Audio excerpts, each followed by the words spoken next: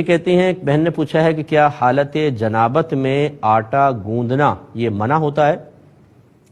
دیکھیں، منع نہیں ہوتا، لیکن بہرحال جب آپ پر حالت جنابت طاری ہے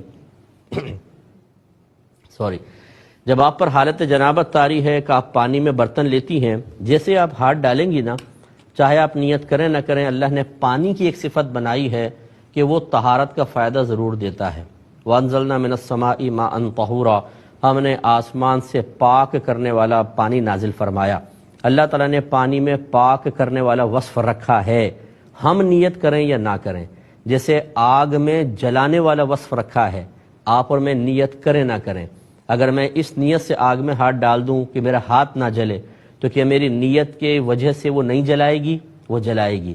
ایسے ہی پانی کا مسئلہ ہے، تو جیسے ہی ہم حالت جنابت میں یوں ہاتھ ڈالیں گے، فرض کر لیں یہاں تک پانی میں یوں ہٹائیں گے، اتنی جنابت دھل کر اس پانی میں مل جائے گی، اور پھر اس سے ہم آٹا گوندیں گے تو لازم بات ہے کہ اس نجاست حکمیہ کا ایک اثر آٹے میں پہنچے گا، تو اس کو خلاف سنت اور مکروہ قرار دیا جائے گا، کیونکہ یہ مائع مستعمل ہو گیا ہے، اور مائع مستعمل کا استعمال کرنا مطلب مکروہ ہوتا ہے، گناہ تو نہیں ہے لیکن بہرحال مکروہ ہے۔